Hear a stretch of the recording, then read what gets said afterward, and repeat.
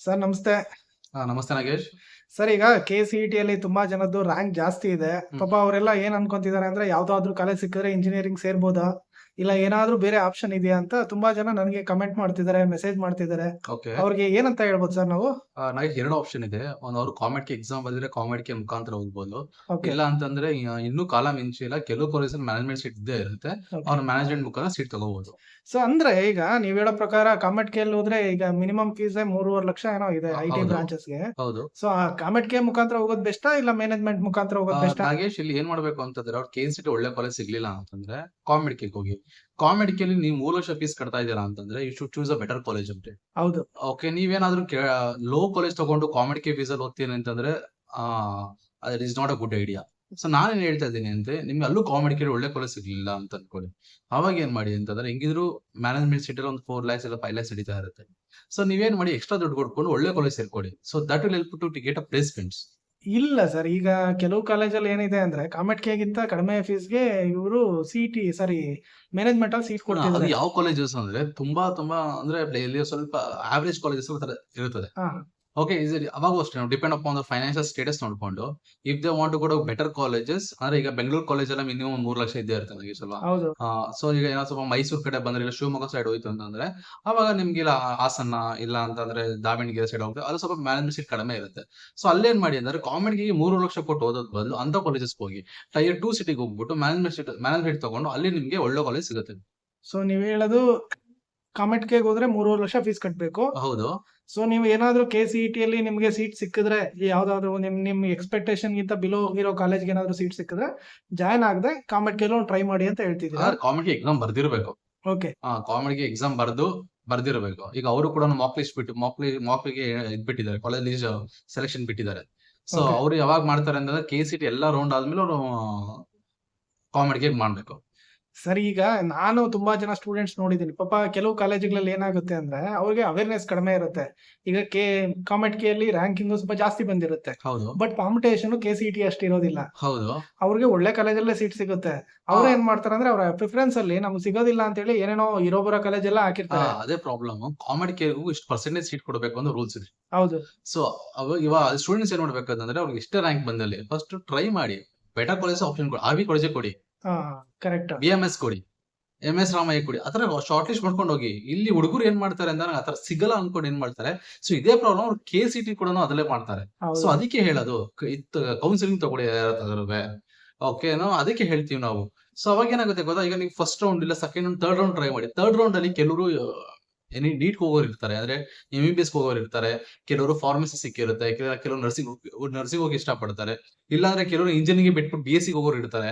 So it's depend, ಅವ್ರ choice change ಆಗ್ತಾ ಇರುತ್ತೆ, ಹುಡುಗರು ಯಾವತ್ತು ಇದಾಗಲ್ಲ. ಸೊ ನಾನು ಹೇಳ್ತಾ ಇದ್ದೀನಿ ಅಂತಂದ್ರೆ take counselling and also they can try for best.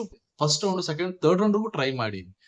ಅಲ್ಲ ನಿಜ ಸರ್. ಈಗ ಏನಾಗುತ್ತೆ ಅಂದ್ರೆ ತುಂಬಾ ಜನ ಏನ್ ಮಾಡ್ತಾರೆ ಸ್ಟೂಡೆಂಟ್ಸ್, ಇಂಜಿನಿಯರಿಂಗ್ ಸಿಗುತ್ತೋ ಸಿಗೋದಿಲ್ಲ, ಪಾಪ ಅವ್ರಿಗೆ ಅವೇರ್ನೆಸ್ ಇಲ್ಲ. ಈಗ ಎಲ್ಲಾ ಕಾಲೇಜಲ್ಲೂ ಜಾಸ್ತಿ ಮಾಡ್ಬಿಟ್ಟಿದ್ದಾರೆ ಕಂಪ್ಯೂಟರ್ ಸೈನ್ಸ್. ಹೌದು. ಸೊ ಮೊನ್ನೆ ಈಗ ಒಂದು ಸ್ಟಾಟ್ಸ್ ಅಲ್ಲಿ ಮೊನ್ನೆ ರಿಲೀಸ್ ಮಾಡಿದ್ದಾರೆ, ನ್ಯೂಸ್ ಪೇಪರ್ ಎಲ್ಲ ಬಂದಿದೆ, ಓದಿದ್ರೆ ಗೊತ್ತಿರುತ್ತೆ.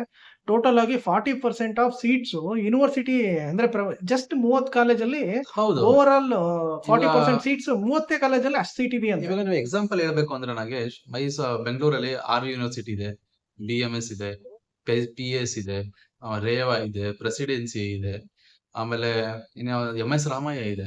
ಹೌದು. ಸೊ ಅವರಲ್ಲಿ ಎಷ್ಟು ತಗೋತಾರೆ? ಅವ್ರ ಇಂಟೆಕ್ ಬಂದೆ ಈಗ ಸಪ್ತಗಿರಿನೂ ಮಾಡಿದ್ದಾರೆ ಸರ್. ಈಗ ಸಪ್ತಗಿರಿ ಅವರು ಇಂಟೆಕ್ ಜಾಸ್ತಿ ಅವ್ರ ಇಂಟೆಕ್ ಬಂದ್ರೆ 1600 1700 ಇಂಟೆಕ್ ಇಲ್ಲ ಸರ್. ಈ ಕಂಪ್ಯೂಟರ್ ಸೈನ್ಸ್ 2400 ಸೀಟ್ ಇದೆ. ಹೌದಾ? ಇದು RV 1600 ಏನೋ ಕೇಳ್ಪಟ್ಟಿದೀನಿ. ರೇವಾ ಪ್ರೆಸಿಡೆನ್ಸಿ 2000 ಇದೆ ಬಿಡಿ. ಎಲ್ಲ ಈ ಕಂಪ್ಯೂಟರ್ ಸೈನ್ಸ್ಗೆ ಅಷ್ಟೊಂದು ಜನ ಇರೋದ್ರಿಂದ ಈಗ ಸ್ಟೂಡೆಂಟ್ಸ್ ಏನ್ ಅನ್ಕೊಂತಾರೆ ಅಂದ್ರೆ, ಈಗ ಯಾರೋ ಒಬ್ಬನಿಗೆ ಮಾಕಲ್ ಅಲರ್ಟ್ ಆಗಿದೆ, ಇಲ್ಲ CET ಅಲ್ಲಿ ಅಲರ್ಟ್ ಆಗುತ್ತೆ, ಅಯ್ಯೋ ನನಗೆ ಸಿಗೋದಿಲ್ವೇನೋ ಅಂತ ಹೇಳಿ ಆತರ ಬಿದ್ಬಿಟ್ಟು ಹೋಗಿ ಲಕ್ಷ ಫೀಸ್ ಕೊಟ್ಟೋದು. ಈ ಮೀಡಿಯೇಟರ್ಗಳು ಜಾಸ್ತಿ ಆಗ್ಬಿಟ್ಟಿದ್ದಾರೆ, ನಾನ್ ಸೀಟ್ ಕೊಡಿಸ್ತೀನಿ ಕಾಲೇಜಲ್ಲಿ ಅನ್ನೋ ಜಾಸ್ತಿ ಆಗುತ್ತೆ. ಸರ್ ಇದ್ರ ಬಗ್ಗೆ ಏನ್ ಹೇಳ್ತೀರಾ ಸರ್? ಈಗ ತುಂಬಾ ಜನ ಪಾಪ ಅವೇರ್ನೆಸ್ ಇಲ್ಲ ಪೇರೆಂಟ್ಸ್ಗೆ.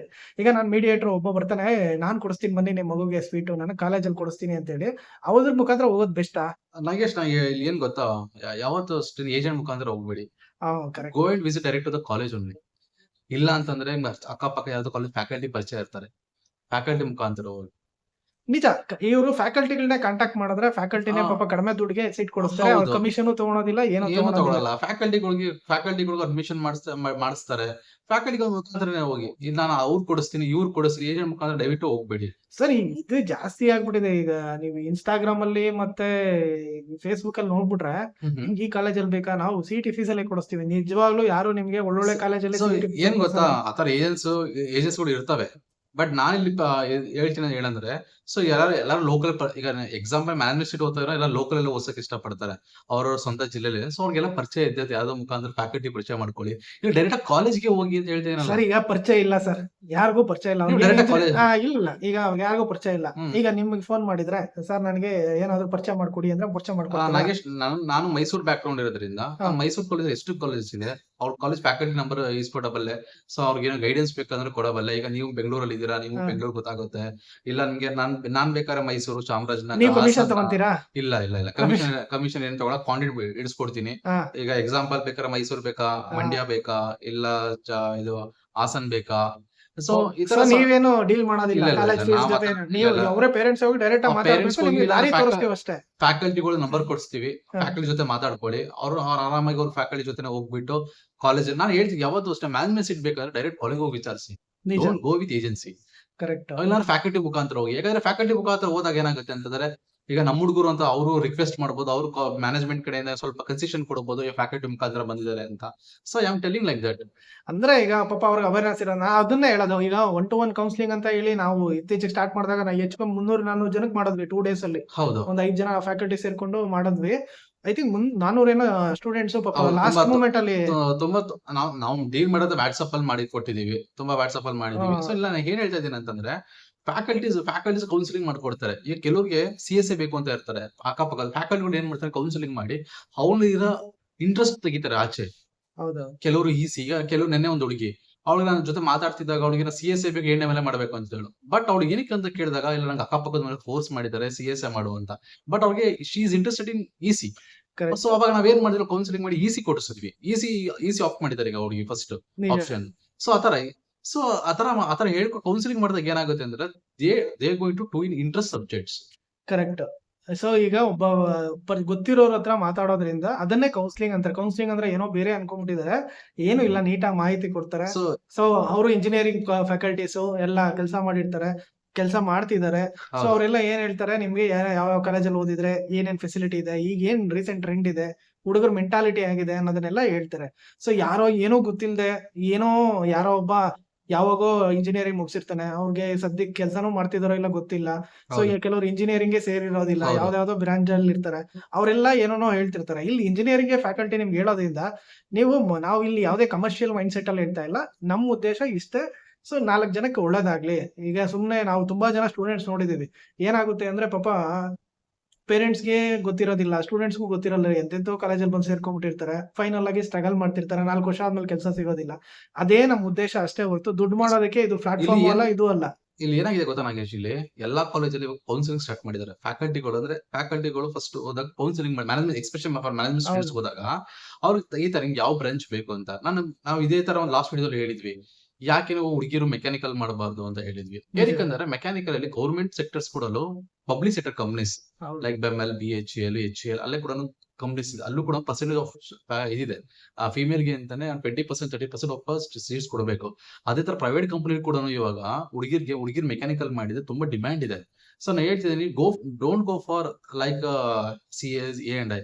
Go for like mechanical also. You can also do work from home jobs there also. ನಿಜ. ಅಲ್ಲ ಆಪರ್ಚುನಿಟೀಸ್ ತುಂಬಾ ಇದೆ. ಅದನ್ನೆಲ್ಲ ಹೇಳ್ಬೇಕು ಅಂದ್ರೆ ಸ್ವಲ್ಪ ತಿಳಿದಿರೋರು ಹೇಳ್ತಾರೆ. ಸೊ ಇವ್ರು ಭಯ ಪಡ್ತಿದ್ದಾರೆ. ಡೈರೆಕ್ಟ್ ಆಗಿ ಕಾಂಟ್ಯಾಕ್ಟ್ ಮಾಡಿ ನಮ್ಮನ್ನ, ನಿಮ್ಗೆ ಏನ್ ಬೇಕೋ ಗೈಡೆನ್ಸ್ ಕೊಡ್ತೀವಿ. ಸೊ ನೀವು ದುಡ್ಡು ಬಗ್ಗೆ ತಲೆ ಕೆಡ್ಸ್ಕೊಂಬೇಡಿ. ನಾವೇನು ದುಡ್ಡು ಮೈಂಡ್ ಸೆಟ್ ಅಲ್ಲಿ ಏನು ಮಾಡ್ತಿಲ್ಲ. ಸೊ ನಮ್ಮ ಉದ್ದೇಶ 4 ಜನಕ್ಕೆ ಒಳ್ಳೇದಾಗ್ಲಿ ಅಂತ.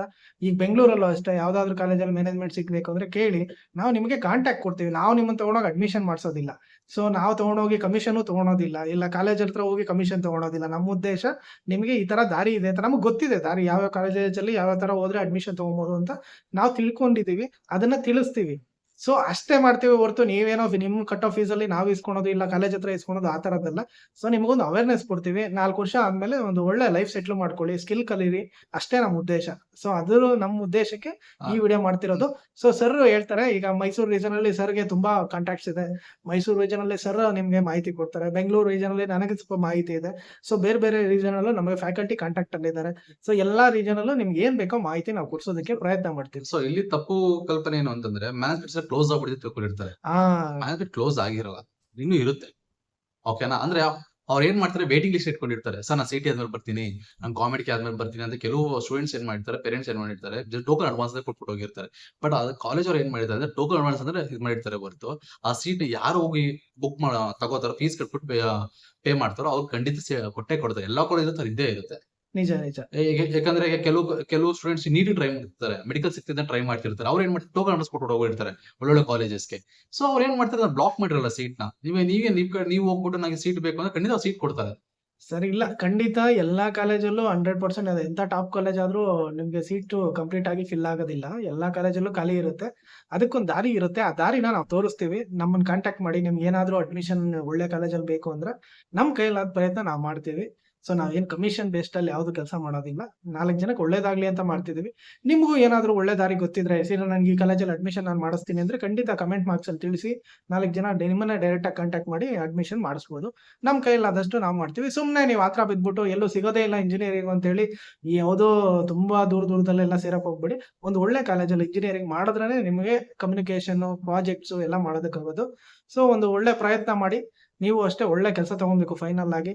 ಸೊ ಅದು ನಮ್ಮ ಉದ್ದೇಶ ಅಷ್ಟೇ. ಸೊ ನೀವು ಫೈನಲ್ ಆಗಿ ಏನ್ ಸೊ ಕನ್ಕ್ಲೂಡ್ ಮಾಡ್ತೀರಾ?